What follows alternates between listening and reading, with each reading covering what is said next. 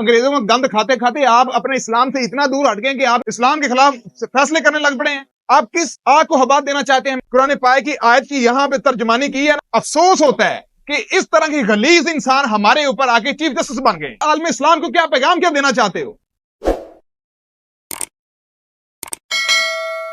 اور اس مقدمے کے اندر جو دوسری آیت شامل کی گئی ہے وہ سورۃ ہجر کی آیت مبارکہ 9 ہے، اور اس کا مفہوم کچھ اس طرح ہے۔ قرآن پاک کی حفاظت کا ذمہ اللہ تعالیٰ نے خود لیا ہوا ہے۔ تو کیا ثابت کرنا چاہتے ہیں چیف جسٹس صاحب؟ اللہ تعالیٰ نے یہ ذمہ ضرور لیا ہے، اس کا مطلب یہ نہیں ہے کچھ ڈیوٹیاں ہم پہ بھی مسلط کی گئی ہیں، کچھ فرائض ہم نے بھی دینے ہیں، ٹھیک ہے، یہ مطلب نہیں ہے اس کا۔ اللہ تعالیٰ نے قرآن کی حفاظت کا ذمہ خود لیا ہے، تو اس کا مطلب یہ نہیں ہے کہ جو مرضی آئے اور جو مرضی کرتا رہے۔ یہ کیا قرآن پاک کی گستاخی نہیں تھی کہ اس نے تفسیر کے ساتھ چھیڑ چھاڑ کی، ترجمے کے ساتھ چھیڑ چھاڑ کی، اور پھر وہ چھیڑ چھاڑ مختلف بچوں اور بچیوں میں تقسیم کی گئی ہے۔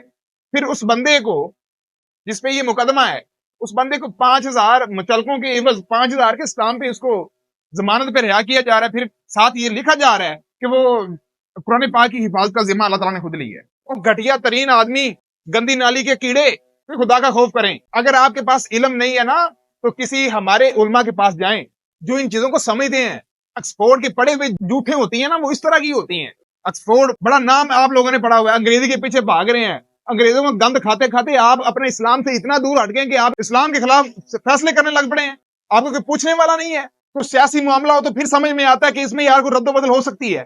آپ ہمارے جذبات سے کھیلنا چاہتے ہیں، آپ عالم اسلام سے کھیلنا چاہتے ہیں، آپ کس آگ کو حباب دینا چاہتے ہیں مسٹر؟ تو خدا کا خوف کر لیں، آپ نے مرنا بھی ہے، اللہ کو جواب بھی دینا ہے آپ نے۔ اگر اس طرح کی بغیرتیاں اور گھٹیا ترین حرکات کریں گے، کل قیامت کو کیا جواب دو گے؟ جس طرح آپ نے اس قرآن پاک کی آیت کی یہاں پہ ترجمانی کی ہے نا، افسوس ہوتا ہے کہ اس طرح کی غلیظ انسان ہمارے اوپر آ کے چیف جسٹس بن گئے۔ الفاظ نہیں ہے میں کس طرح آپ کو مخاطب کروں، اس کا مطلب کسی علماء سے سیکھ لیں، اس کا مفہوم کسی علماء سے سیکھیں، آپ کو پھر پتا چلے گا کہ اس مقدمے میں ان آیات کا بنتا بھی ہے کہ نہیں، یہ آیات ادھر فٹ ہوتی بھی ہیں کہ نہیں۔ کیا ثابت کرنا چاہتے ہو؟ کیا عوام کو پیغام دینا چاہتے ہو؟ کیا عالم اسلام کو کیا پیغام کیا دینا چاہتے ہو؟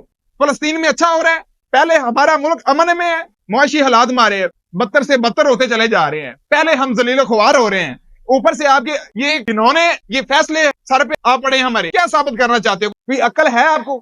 آپ کس حساس مسئلے کو چھیڑ رہے ہیں؟ پھر خدا کا خوف کر لیں یار، جو اتنا بڑا اللہ تعالیٰ نے آپ کو کھوپڑا دیا نا، اس سے کام لے لیں۔